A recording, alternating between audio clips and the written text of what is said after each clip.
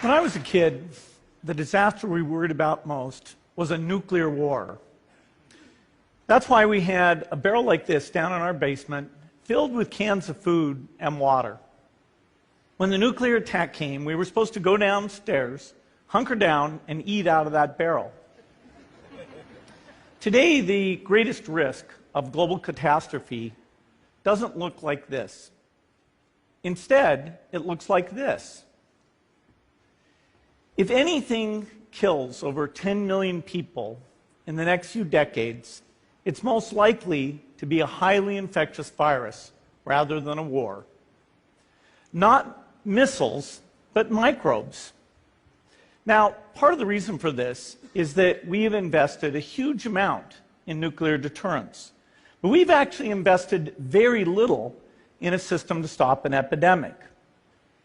We're not ready for the next epidemic. Let's look at Ebola. I'm sure all of you read about it in the newspaper.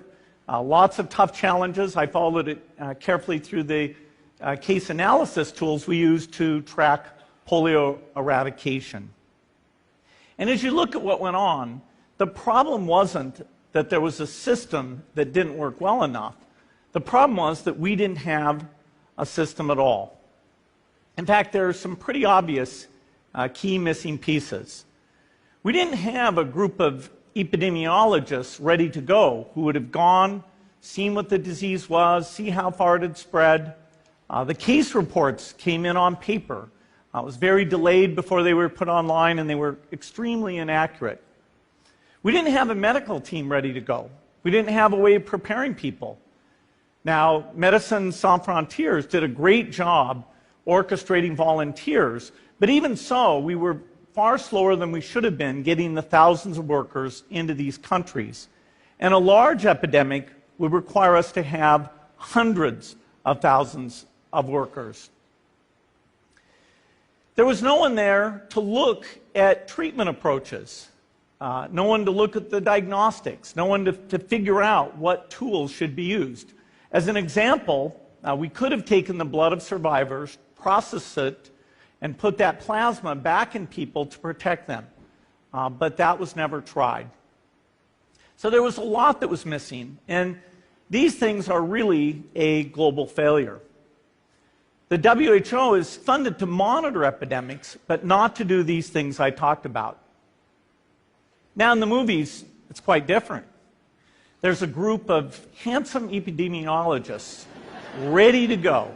They move in, they save the day, but that's just pure Hollywood. The failure to prepare could allow the next epidemic to be dramatically more devastating than Ebola. Let's look at the progression of Ebola over this year. About 10,000 people died, and nearly all were in the 3 West African countries. There's 3 reasons why it didn't spread more. The first is there was a lot of heroic work by the health workers. They found the people and they prevented more infections. The second is the nature of the virus. Ebola does not spread through the air. And by the time you're contagious, most people are so sick that they're bedridden. Third, it didn't get into many urban areas, and that was just luck.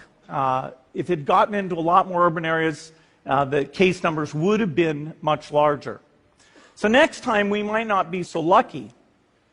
You can have a virus where people feel well enough while they're infectious that they get on a plane or they go to a market. The source of the virus could be a natural epidemic like Ebola, or it could be bioterrorism. And so there are things that would literally make things 1,000 times worse. In fact, let's look at a model of a virus spread through the air like the Spanish flu back in 1918. So here's what would happen. It would spread throughout the world very, very quickly. And you can see there's over 30 million people die from that epidemic. So this is a serious problem. We should be concerned. But in fact, we can build a really good response system.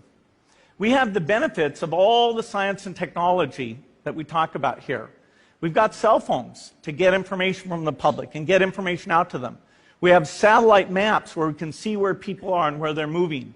We have advances in biology that should dramatically change the turnaround time to look at a pathogen and be able to make drugs and vaccines that fit for that pathogen. So we can have tools, but those tools need to be put into an overall global health system, and we need preparedness. The best lessons, I think, on how to get prepared are, again, what we do for war. For soldiers, we have full-time waiting to go. We have reserves that can scale us up to large numbers. NATO has a mobile unit that can deploy very rapidly. NATO does a lot of war games to check, are people well trained? Do they understand about fuel and logistics and the same radio frequencies? So they are absolutely ready to go. So those are the kinds of things we need to deal with an epidemic. What are the key pieces? First is we need strong health systems in poor countries. That's where mothers can give birth safely, kids can get all their vaccines, but also where we'll see the outbreak very early on. We need a medical reserve corps. Lots of people who've got the training and background who are ready to go with the expertise. And then we need to pair those medical people with the military, taking advantage of the military's ability to move fast, do logistics, and secure areas. We need to do simulations, germ games, not war games, so that we see where the holes are. The last time a germ game was done in the United States was back in 2001, and it didn't go so well. So far, the score is germs 1, people 0. Finally, we need lots of advanced R&D in areas of vaccines and diagnostics. There are some big breakthroughs, like the adeno-associated virus, that could work very, very quickly. Now, I don't have an exact budget for what this would cost, but I'm quite sure it's very modest compared to the potential harm. The World Bank estimates that if we have a worldwide flu epidemic, global wealth will go down by over $3 trillion, and we'd have millions and millions of deaths. These investments offer significant benefits beyond just being ready for the epidemic. The primary health care, the R&D, those things would reduce global health equity and make the world more just as well as more safe. So I think this should absolutely be a priority. There's no need to panic. We don't have to hoard cans of spaghetti or go down into the basement. But we need to get going because time is not on our side. In fact, if there's one positive thing that can come out of the Ebola epidemic, it's that it can serve as an early warning, a wake-up call to get ready. If we start now, we can be ready for the next epidemic. Thank you.